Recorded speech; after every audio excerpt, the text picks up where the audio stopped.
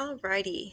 Before we jump into the question here, first I went through and I opened up the two articles in separate tabs, just so that way when we're looking at our question, it'll be easier to reference back if we need to. So let's look here at our question. So help student identify the mistake or mistakes made in their quote. And they had written, the shift from religion to science was not necessarily good news for everyone.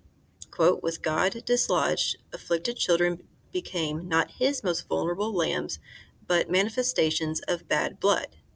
End quote, Vickers 2. Then we have some different mistakes that the students may or may not have made. So let's go through these one by one. All right, so first, student did not introduce the quote. This is true. Student left the quote hanging by itself. Whenever you just start off with a quote, that means you didn't really introduce it. So even though student had that sentence before, that doesn't count as introducing the quote. You don't want it hanging out by itself. So therefore, this is a mistake made and the box should be checked. Next, student did not provide the author's last name nor, quote, article title in his/her citation. So we can see here that at the very end in parentheses, we have a last name.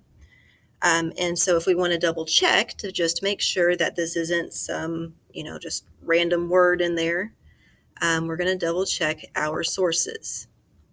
Now this source here, Victorian era, does not have an author. I know this because I've spent time with this article, but to also show here, here at the bottom, we have this information about the author, or what if there was an author, it would be down here, along with the cited article title, website, so on and so forth. The Susie Steinbach, that is credit from one of the images, and that's one of the problems whenever we create PDFs of our sources. Sometimes things get moved around, but that's a whole little side note that has nothing to do with our citations, other than just to be aware of that. So chances are wasn't this one. Let's check out our second article. Second article. All right, here we go. We have the author right here, Sally Vickers, and we have the article title here. So let's go back to our option. Student did not provide the author's last name nor article title in his/her citation. So Vickers, yeah, that's the last name, so that is not a mistake made. That box should not be checked. Student included page numbers in his/her citation. You should not include page numbers if you're citing from a web page. You only include page numbers for articles, journals, and books.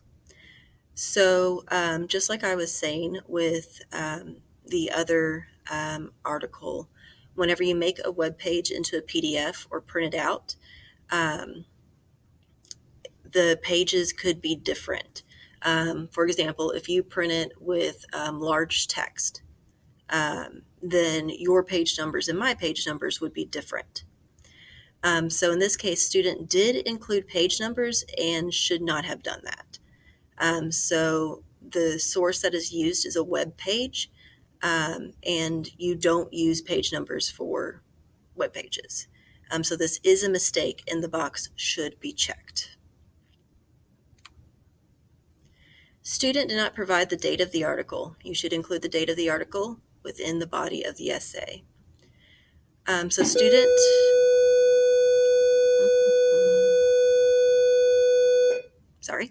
student did not provide the date of the article. However, this is not common practice for MLA citations. Therefore, this is not a mistake made and the box should not be checked. Student did not use quotation marks in order to show when the quote started and ended. Student did use quotation marks both at the beginning and end of the quote. This means that student did literally quote the quote. Therefore, this is not a mistake made, and the box should not be checked. All right, so right before with, we have our quote, and right after blood, we have our quote. So student did use the quotation marks. Student did not explain the quote. So again, student just left this quote hanging out by itself. There's nothing afterwards that really explains what the reader should get from the quote. The explanation would not come before the quote. Well, that's just not the order that happens. If you're going to explain something, you need to give that item first. There should be something after a quote. Like if this would be the end of a paragraph, you never end a paragraph with someone else's words. You want your words to be the last thing, the first and last thing that someone reads in your paper for each paragraph. So, student did not explain what student wanted the reader to understand or get from the quote. So this is a mistake made, and the box should be checked. So let's go back over just real quick. So what mistakes were made with this quote? 1, the student did not introduce the quote. That is a mistake, and that box should be checked. Student did provide the author's last name, so that box should not be checked. Student included page numbers and should not have done so. So student did include page numbers, and this is a web page, so they should not have included page numbers. So this is a mistake, and the box should be checked. Student did not provide the date of the article. However, student does not have to do that because this is an MLA citation, so that is not a mistake, and the box should not be checked. Student did use quotation marks to show when the quote started and ended, so that box should not be checked. And student did not explain the quote. So this is a mistake, and the box should be checked.